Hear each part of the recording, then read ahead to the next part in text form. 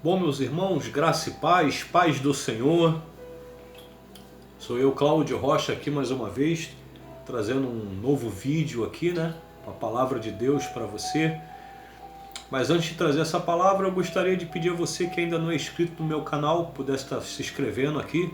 Tem um botãozinho vermelho, você clica aí, se inscreve, tá? Ativa o sininho para você receber as notificações. Cada vez que eu postar um conteúdo aqui, você não perder nada, ficar sempre por dentro. Dá seu like, deixa um comentário aqui, um aleluia, um glória a Deus, uma sugestão de vídeo, um tema, entendeu? Alguma dúvida sua e compartilha, detona aí, manda pra geral, tá? Compartilha esse vídeo aí nas suas redes sociais, no seu WhatsApp, no seu Instagram, no seu Facebook, no seu Twitter, para que mais e mais pessoas venham poder ser alcançadas por esse vídeo, tá bom? E assim o reino de Deus se propague aqui na terra, tá bom, meus queridos? E hoje eu gostaria de falar como se tornar habitação de Deus. Torne-se uma habitação de Deus, tá bom? E eu gostaria de convidar vocês para ler comigo Gênesis, né? Se tiver de posse da sua Bíblia na mão aí, seria muito legal. Um bloco de notas, um caderno. Gênesis capítulo 3, tá? Nós vamos ler a partir do verso 1, que diz assim: Ora, a serpente era o mais astuto de todos os animais do campo que o Senhor Deus tinha feito. E esta disse à mulher: É assim que Deus disse: Não comereis de toda a árvore do jardim? Respondeu a mulher à serpente: Do fruto das árvores do jardim não podemos comer. Mas do fruto da árvore que está no meio do jardim, disse Deus: Não comereis dele, nem tocareis, para que não morrais. Disse a serpente à mulher: Certamente não morrereis. Porque Deus sabe que no dia em que comerdes desse fruto, vossos olhos se abrirão e sereis como Deus, conhecendo o bem e o mal. Então, vendo a mulher que aquela árvore era boa para se comer e agradável aos olhos, e a árvore desejável para dar entendimento, tomou do seu fruto, comeu e deu a seu marido, e ele também comeu. Então foram abertos os olhos de ambos, e conheceram que estavam nus, pelo que coseram folhas de figueira e fizeram para si aventais. E ouvindo o Senhor Deus, que passeavam no jardim à tardia, esconderam-se o homem e sua mulher da presença do Senhor Deus entre as árvores do jardim. Mas chamou o Senhor Deus ao homem e perguntou-lhe: Onde estás?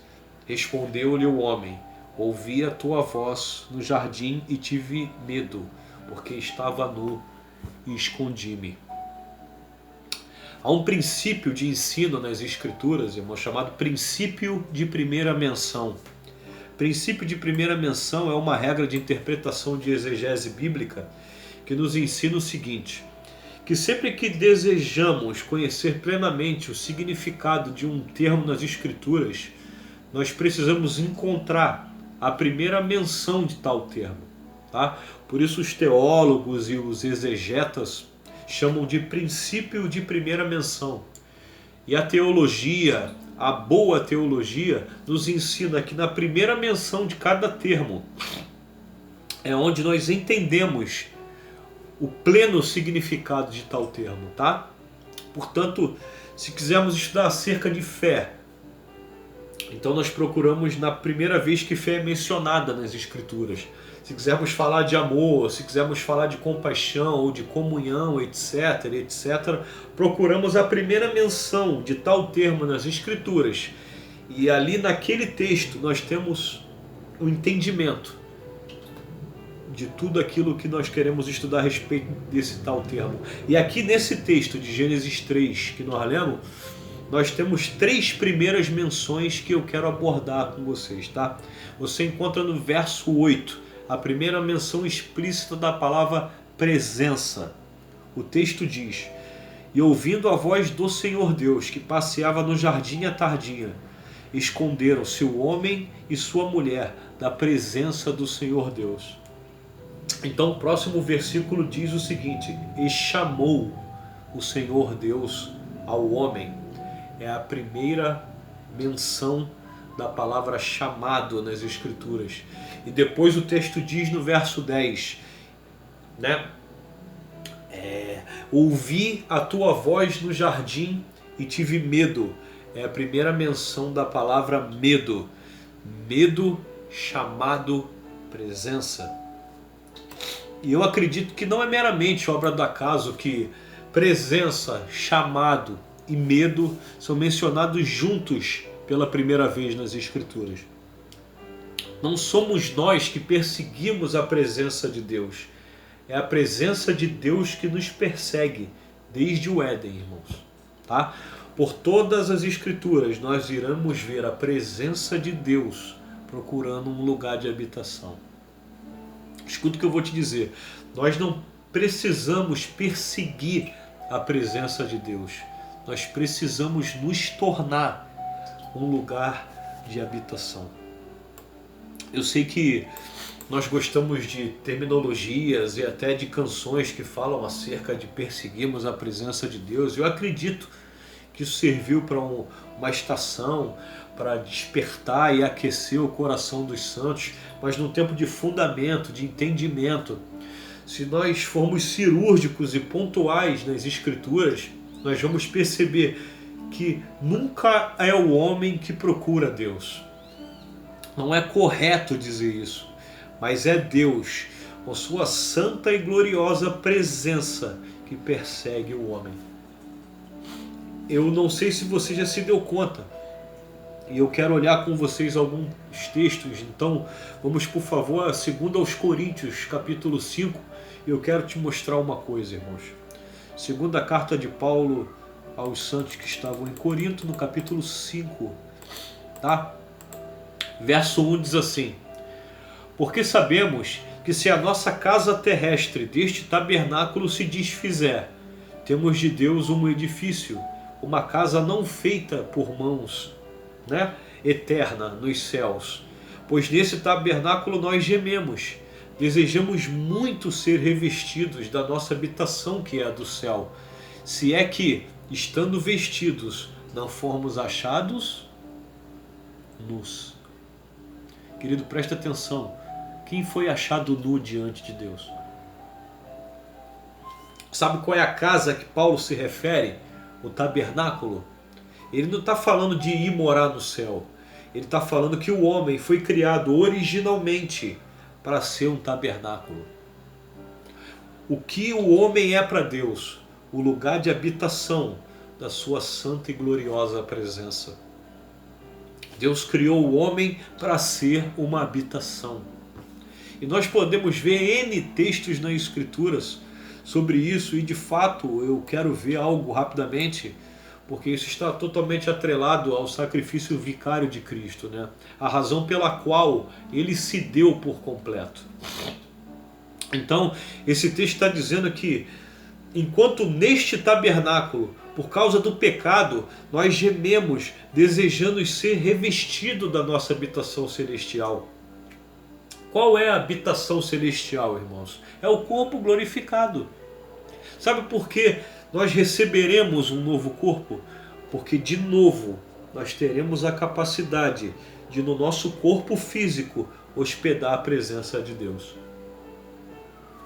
Isso ainda não é pleno, mas na estrutura original do plano de Deus, o homem era capaz de suportar em si a glória de Deus. Então, desde aquela fatídica tarde de Gênesis 3, a presença de Deus não encontrou o lugar de repouso, de descanso. E a primeira pergunta que Deus fez ao homem foi: onde você está? Por quê? Porque a presença de Deus procura um lugar para repousar. Você é esse lugar. Nossas casas é esse lugar. Tem sido esses lugares. Agora eu quero que você entenda. Curiosamente isso é tão... que eu fico lendo a Bíblia, irmão, mas tem hora que eu falo: meu Deus, como é que os crentes não entendem? Que é tão simples. É sério, irmão. Eu sei que é graça, mas eu não faço esforço nenhum. Eu só leio e falo: meu Deus, isso aqui achado nu. Claro, Paulo está falando de Gênesis. E de repente você monta o quadro inteiro e você fala de novo: de um outro prisma. Deus procurando a mesma coisa.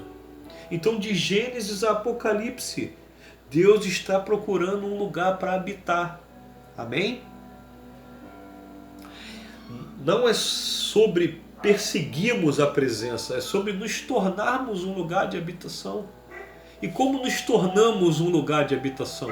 Pelo hábito. Todo hábito gera uma habitação. Todo hábito gera uma habitação. Nós não devemos perseguir a presença. É a presença que nos persegue. Tá? Nós precisamos nos tornar uma habitação. É o nosso hábito constante de buscarmos a face de Deus, faz de nós esse lugar de habitação. Agora que eu quero que você perceba uma coisa incrível, que nós podemos ver por todas as Escrituras, e vamos ver isso rapidamente. É um dos assuntos meus preferidos, olharmos para as Escrituras e percebermos isso. Vamos a Gênesis no capítulo 2, né? Por favor, Gênesis 2, versículo 8. Diz assim: então plantou o Senhor Deus um jardim da banda do Oriente, no Éden, e pôs ali o homem que tinha formado. Querido, você já se perguntou qual era o propósito desse jardim do Éden? Por que Deus plantou um jardim e colocou o homem ali? Obviamente, se você continuar lendo as Escrituras, você vai descobrir que esse jardim era um lugar de habitação, né? Era um lugar onde Deus e o homem habitavam e mantinham plena comunhão. Então, quando Deus plantou o jardim no Éden, Ele estava dizendo ao homem: eu quero habitar entre vós. Tá? Mas o homem é expulso do jardim, e a gente vai retornar a esse tema, né, que é o nosso assunto central hoje. E então Deus segue com o plano B. Plano B em ação, amém? Não, amém. Deus não tem plano B. É uma piadinha chata, mas você não vai esquecer mais. Por quê? Porque por não entendermos que Deus não tem um plano B, é que nos envolvemos com aquilo que Ele não está envolvido. Abra sua Bíblia em Êxodo 25. Êxodo 25. Centenas de anos depois você tem Adão, a queda de Caim e Abel. Vou desligar esse telefone aqui.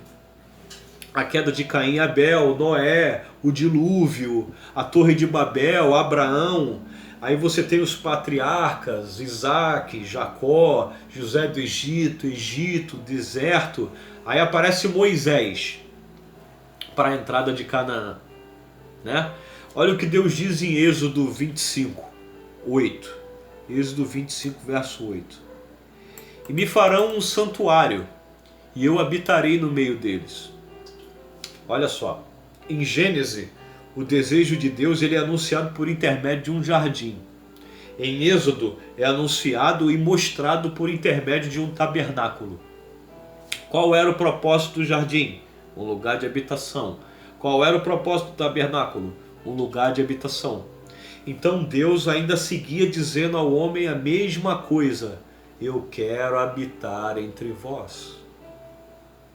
E nós passamos aqui milhares de anos, centenas de milhares de anos, e chegamos no período dos reis. Abra sua Bíblia em 1 de Reis, capítulo 6. Primeiro livro dos Reis, capítulo 6. O que eu quero que você entenda? Que por todas as Escrituras, Deus está procurando a mesma coisa. No primeiro livro dos Reis, capítulo 6, nós temos o registro do término do Templo de Salomão. E o Templo de Salomão foi aquele templo onde a presença, a glória de Deus encheu. Os sacerdotes não podiam manter-se em pé, etc. e tal. E ele era uma figura do desejo de Deus, né? Quem é o templo de Deus agora, irmãos? A igreja. Nós somos o templo de Deus, ok? E vale dizer uma coisa: você não é o templo de Deus. Você é uma pedra viva. Nós é que somos o templo de Deus. E 1 de Pedro 2,5 diz isso, né?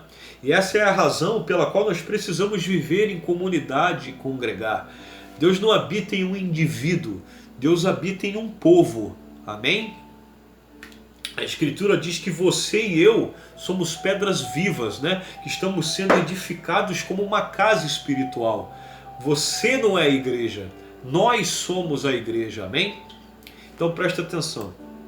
Quando o templo de Salomão estava sendo terminado, o mais glorioso templo da história de Israel, e nós temos antes disso ainda o tabernáculo de Davi, só para ficar registrado, olha o versículo 7.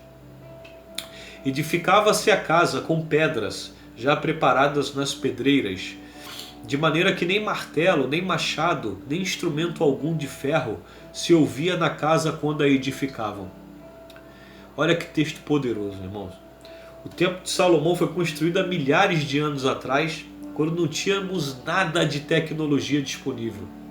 Mas tamanha era a precisão dos trabalhos nas pedreiras, nos lugares altos, que as pedras eram lapidadas com tamanha perfeição, que quando elas desciam, elas se encaixavam perfeitamente no lugar que foram preparadas para estar.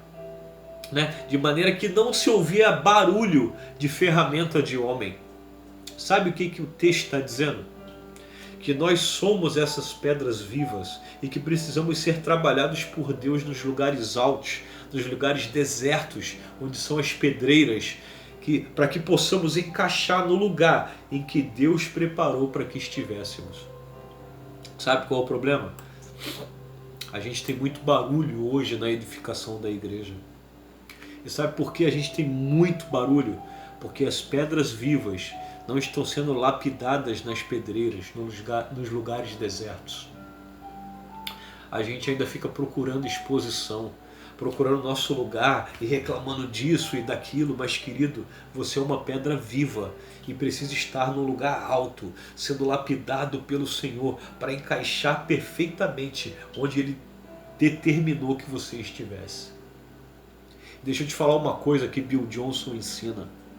No dia em que você descobrir quem Deus te criou para ser, você nunca mais irá desejar ser nenhuma outra pessoa além de você mesmo.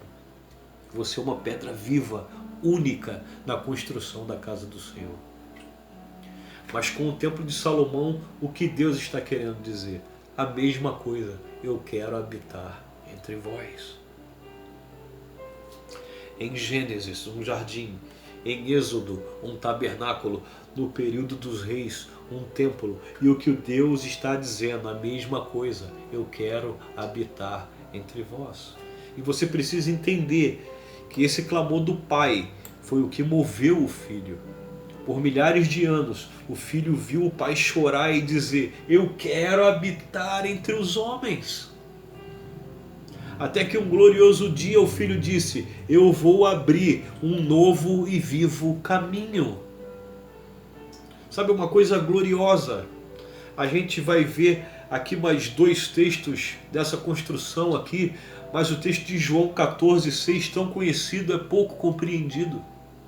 Em João 14,6, Jesus diz: eu sou o caminho, a verdade e a vida, e ninguém vem ao Pai senão por mim. Sabe por que ele disse isso? Porque quando o homem peca, lá em Gênesis 3, do verso 22 ao 24, sabe o que Deus faz? Ele coloca um querubim para guardar o caminho para a árvore da vida. Sabe o que Jesus está dizendo? O caminho foi aberto de novo. O homem não podia mais acessar a vida de Deus por causa do pecado, mas o Senhor abriu um novo e vivo caminho. O homem não podia mais acessar, mas Jesus abriu novamente o caminho ao Senhor. Agora, ainda quero que você olhe comigo Ageu. Abra sua Bíblia em Ageu. E nós estamos vendo, na verdade, agora, a mensagem central de todo o Antigo Testamento, ou da Primeira Aliança. Livro de Ageu, capítulo 1, páginas amarelas da sua Bíblia. Se você me perguntar, Cláudio, qual é uma das principais palavras, que você entende para a igreja dos nossos dias? A mensagem do livro de Ageu. Um livro de 2 capítulos, com uma poderosa mensagem profética de Deus para os sacerdotes dos nossos dias. O livro de Ageu trata de uma única coisa. Então em Gênesis é um jardim, Em Êxodo, um tabernáculo. No período dos reis, um templo. E o que Deus está dizendo? Eu quero habitar entre vós. Agora, o que nós ainda percebemos? Percebemos que o povo, depois de passar a acreditar mais na estrutura e na religiosidade do que na vida simples e pura com o Senhor. Então Deus permite que Nabucodonosor, rei de Babilônia, invada Jerusalém e destrua o templo, e o povo vai levado. E quando Deus tira o povo do cativeiro, 70 e poucos anos depois, para cumprir a palavra de Jeremias 29:10, Deus ainda está dizendo a mesma coisa: construa um lugar para que eu possa habitar entre vocês. E o povo chega do cativeiro. 70 e poucos anos depois, a cidade está destruída e Deus está usando um homem chamado Ciro, e Deus diz: eu vou levantar os Ciros, os que vão financiar a construção da casa de oração. Um rei ímpio pagou a construção da casa do Senhor. Uma coisa Deus mostra nas Escrituras: é um tempo, hoje eu tenho segurança para falar isso, é um tempo de transferência de riquezas, irmãos. Deus vai transferir riquezas para pessoas que conhecem a sua vontade. É o conhecimento da vontade de Deus que nos confere autoridade e os recursos. Por quê? Porque os templos nas Escrituras foram construídos com recursos de ímpios. Sabe qual o recurso que Moisés construiu o tabernáculo? Com os despojos do Egito. Sabe com qual recurso Salomão construiu o templo? Com os despojos de guerra de Davi. Sabe com qual recurso foi construído o templo construído por Zorobabel aqui nos dias de Ageu? Com os recursos de Ciro, um rei medo-persa. Sabe com qual recurso foi construído o templo nos dias de Jesus? Herodes financiou. Sabe o que Deus disse? Eu vou colocar o recurso dos ímpios na mão de pessoas que entendem a minha vontade. Ele não vai enriquecer você para que você se desvie na soberba da riqueza, mas Ele vai colocar recursos na sua mão para construir um lugar de habitação para Ele. E Ele habita em pessoas, e esses recursos serão investidos em pessoas, e logo, onde nós congregamos, vai se tornar bem pequeno para nós. Por quê? Porque se nós nos envolvermos com o que Deus está fazendo, Ele tem pressa em acelerar as coisas. Embora eu não goste de dizer que Deus tem pressa, mas outro dia eu explico isso. Mas vamos lá, Ageu capítulo 1.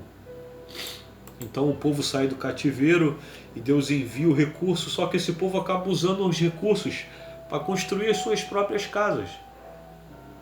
Porque quando eles começam a reconstruir a casa do Senhor, eles estão motivados, mas de repente eles olham para suas casas e pensam: puxa, minha casa também foi destruída há 70 e poucos anos atrás e está vindo muito recurso, Deus está me abençoando.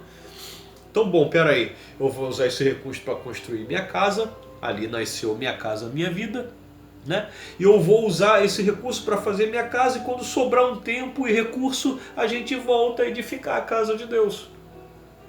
Aí sabe o que Deus faz? Levanta um profeta e Deus diz: por favor, não façam isso de novo, vocês já fizeram isso e foram parar no cativeiro. Em Êxodo, Deus deu recurso para o tabernáculo, virou um bezerro de ouro. Quando o nosso coração não conhece o propósito de Deus, ele fabrica os seus próprios propósitos. Chama de bênção, mas Deus chama de ídolo. Eles pegaram o recurso do Egito e acharam que Moisés demorou. O recurso era para o tabernáculo, virou um bezerro de ouro. Anos depois, aqui está acontecendo a mesma coisa. Eles estão cuidando das suas próprias casas e a casa do Senhor está em ruínas. Então ele levanta Ageu. Ageu 1, verso 2 diz assim: assim fala o Senhor dos exércitos. Esse povo diz: não veio ainda o tempo em que a casa do Senhor deve ser edificada. Veio, pois, a palavra do Senhor, por intermédio do profeta Ageu, dizendo: acaso é tempo de habitar de vós em casas de fino acabamento, enquanto esta casa permanece em ruínas. Sabe o que Deus pergunta ao povo, irmãos? Irmãos, só uma perguntinha. Quem aqui era cativo e escravo? Quem está me assistindo aí que era cativo e escravo? Quem de vocês aí acha que tem mais do que merece? Quem acha que o sacrifício de Jesus foi suficiente? Então a gente está na condição desse povo. Mas olha só, eles começaram a dizer, não é tempo de edificar a casa do Senhor, é tempo de construir a nossa casa.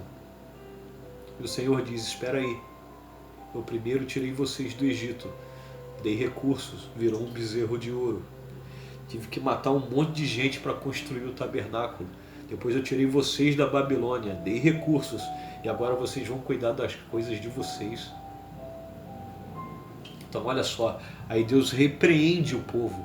O texto é bem intenso, mas eu não vou entrar nos detalhes dele. Bom, só um pouquinho, tá bom? Verso 5. Ora, pois assim diz o Senhor dos Exércitos, considerai os vossos caminhos. O que Deus está dizendo? Vocês já fizeram isso uma vez quando saíram do Egito, tá? Verso 6. Tendes semeado muito e recolhido pouco, comeis, mas não chega para fartar-vos, bebeis, mas não dá para saciar-vos, vestivos, mas ninguém se aquece, e o que recebe salário, recebe-o para pô-lo num saco furado. Queridos irmãos, não me repreendam, por favor. Essa é a sua vida? Você nunca está satisfeito com nada? Come, não se farta, bebe, não se sacia, veste, não se aquece, seu salário cai como se fosse num saco furado. Deixa eu te falar uma coisa, a gente fica culpando o diabo, mas esse texto vai mostrar uma outra coisa para nós.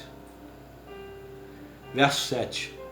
Assim diz o Senhor dos Exércitos, considerai os vossos caminhos, subi ao monte, trazei madeira e edificai a casa, dela me agradarei e serei glorificado, diz o Senhor.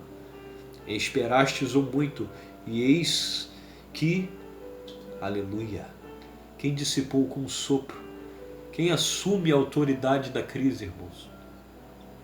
E quando vocês trouxeram esse pouco para casa, eu com um assopro o dissipei.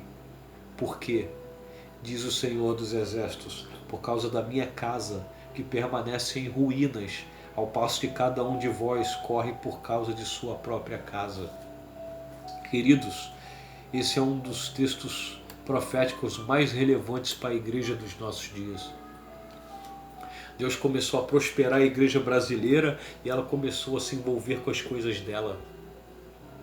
Pode soar como um absurdo para muitos que eu vou falar, mas a crise no Brasil é ocasionada pelo próprio Senhor, para trazer o seu povo para o centro da sua vontade. E deixa eu te falar uma coisa, quem está andando na vontade de Deus não está em crise. Você pode passar por momentos de provação, isso faz parte. Deus está te esticando, está te ensinando, mas isso não é duradouro. Então o texto continua e diz no verso 10, por isso os céus sobre vós retêm o seu orvalho e a terra os seus frutos. Sabe o que Deus está falando? Ele vai começar a falar de um abalo na natureza, porque Israel era uma nação que vive especificamente da agricultura. Então o abalo na natureza causa um abalo na agricultura que causa uma crise econômica na nação. Sabe por quê? Porque Deus está chamando o seu povo e dizendo, se envolvam com a edificação da minha casa. Vocês querem construir um lugar para o Senhor? Vocês estão prontos para dar tudo ao Senhor? Eu não estou falando apenas de finanças, irmãos. Eu estou falando de sacerdotes e sacerdotisas de Deus que darão tudo ao Senhor. Para quê? Para que Ele tenha um lugar para habitar. E aí você vai descobrir uma coisa. O cara quem Deus disse assim, achei. Há um único homem em todas as escrituras que Deus diz assim, eu achei. Quem é esse homem? Davi. Por quê? Porque esse homem era consumido por um único desejo. Agora eu quero que você veja uma coisa rapidamente comigo. Primeiro livro das Crônicas, capítulo 17. Olha a diferença daquele contexto e do contexto de Davi. 1 Crônicas 17:1. Sucedeu que, habitando Davi em sua própria casa, olha, Davi já reconhecido rei, disse ao profeta Natã: eis que mora em casa de cedros, de fino acabamento, mas a arca da aliança do Senhor se acha debaixo de tendas, de cortinas. Depois você pode ler todo esse texto, ele é incrível. Mas sabe o que Deus amava em Davi, mesmo com as suas falhas? Porque a graça cobre multidão de pecados. E assim tem sido com você e comigo, sim ou não? Porque Davi recebeu a mais alta promoção de Deus. O coração dele não foi roubado. Sabe, Deus não pode promover muitos entre nós, porque eles serão roubados. Deus disse a Davi: Davi, você será rei sobre o meu povo. Levaram anos para que isso acontecesse, e Davi sempre se manteve um fiel no pouco. E quando ele foi entronizado, o rei, sobre todo Israel, e ele entrou no seu palácio, sabe o que eu gosto de pensar? Davi entrou na sua mega casa confortável, com um sofá de 4 metros de couro que gelava no controle, com telão de Blu-ray, e ele entrou e pegou e ligou aquela coisa e desceu do teto e de repente levantou do sofá e começou a andar de um lado para o outro e falando: não está certo, não está certo. E o profeta Natã, que ficava do lado do rei, cara, todo homem de Deus tem um profeta que anda com ele, Gade, Natã. E Natã: por que você está inquieto? Você é o rei poderosão, todo mundo te reconhece, tua vingança tem sabor de mel. Quer dizer, agora todo mundo vai ter que te engolir, é você e o Zagallo na Copa América e tal. E Davi falou: não, não, não. E Davi falou, e Natã falou: o que, meu rei? Ele falou: não está certo, eu moro numa casa de fino acabamento, mas a presença de Deus não tem um lugar de descanso. Ah, cara, eu tenho plena convicção que nos céus o Pai olhou para milhares de anjos e falou: vocês viram? Vocês viram como eu sei escolher? O coração dele não foi roubado, nem na mais alta promoção. Então, por favor, volte em Ageu capítulo 1 e eu quero te mostrar algo incrível. Essa é uma palavra para os restauradores, irmãos. Primeiro Deus fala a Zorobabel naquele famoso texto, fica em Ageu. Mas se você está anotando, Zacarias 4:6, tem aquele famoso texto que a gente cantava até mesmo numa música do Ron Kenoly, né? Que diz: não por força nem por violência. Quem lembra desse texto, né? Mas pelo meu espírito, diz o Senhor. A gente fala desse texto sem saber do que Deus estava querendo dizer. Zorobabel sai da Babilônia para reconstruir o templo. Ele começa a reconstruir o templo, mas todo mundo que estava envolvido com ele começa a usar o recurso para construir suas próprias casas. Zorobabel diz: como é que eu vou fazer um templo para você no meio de uma geração avarenta, Senhor? Nem por violência, mas pelo meu espírito. Aí sabe como Deus fala isso? Em Ageu, ele diz: olha, vocês estão correndo primeiro pelas coisas de vocês, mas eu quero que vocês saibam, eu vou cumprir a minha vontade com ou sem vocês, mas é melhor que vocês participem da minha vontade. Né? Aí olha o que Deus diz no versículo 8: subi ao monte, trazei madeira e edificai a casa, dela me agradarei e serei glorificado, diz o Senhor. Sabe o que é isso? Sabe o que Deus está dizendo? Eu irei edificar um lugar para minha habitação. Sabe por quê? Quem subiu ao monte levando madeira para edificar uma casa? Diz o nome dele aí, você.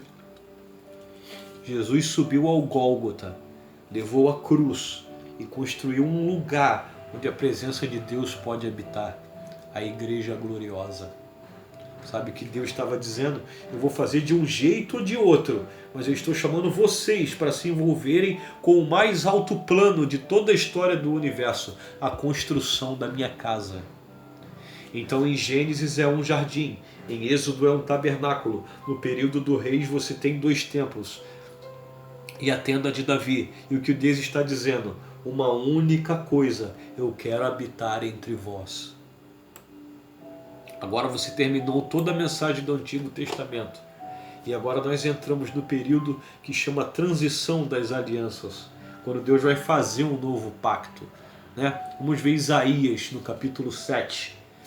E nós estamos vendo todas as escrituras. Eu amo, irmão. Agora é a transição das alianças. Esse texto está na antiga aliança, mas é uma profecia quando Deus ia fazer um novo pacto, né? Versículo 14. Portanto, o Senhor mesmo vos dará um sinal. Eis que a virgem concederá e dará à luz a um filho, e ele chamará Emanuel, que quer dizer Deus conosco.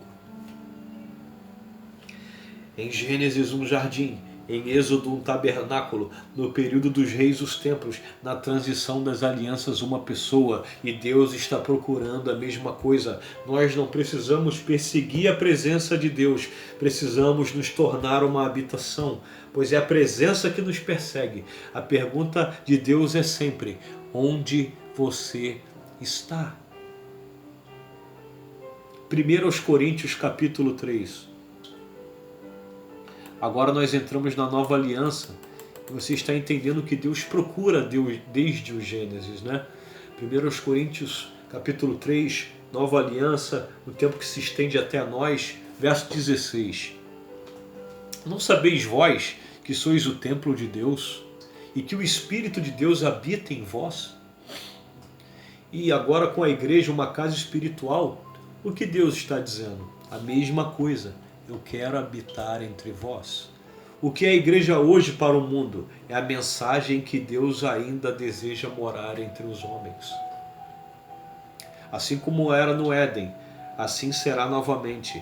Tudo novo, de novo. Agora abre Apocalipse 21, para você ver a consumação do plano de Deus. Isso é incrível. Tá? Você acabou de ter uma aula de teologia mais rápida da história. Sério? Porque nós estamos entendendo a vontade de Deus. É bem simples. Agora, depois de entender, nós precisamos nos comprometer com essa vontade. Amém? Apocalipse 21, aqui a consumação do plano de Deus. O pecado já foi extirpado, Deus já jogou os ímpios. Aí o que a Escritura diz? E viu um novo céu e uma nova terra, porque já se foram o primeiro céu e a primeira terra, e o mar já não existe. E vi a cidade santa, a nova Jerusalém, que descia do céu da parte de Deus, adereçada como uma noiva ataviada para o seu noivo. E ouvi uma grande voz vinda do trono que dizia: Eis que o tabernáculo de Deus está com os homens, pois com eles habitará. De Gênesis a Apocalipse, Deus está procurando um lugar de habitação. Em Gênesis é um jardim, em Êxodo um tabernáculo, no período dos reis são os templos, na transição das alianças é uma pessoa, Emanuel, na nova aliança é uma casa espiritual, a igreja, na consumação do plano de Deus é a santa cidade, a nova Jerusalém, o lugar onde Deus vai habitar com os homens. O texto termina dizendo: e eles serão o meu povo, e o mesmo Deus estará com eles, e será o seu Deus. Aleluia. Agora eu posso finalizar a palavra profética de Deus. Nós começamos vendo que 3 palavras aparecem juntas. Quais eram as palavras? Presença, chamado e medo. Sabe quando a voz de Deus causa medo? Quando você saiu da presença.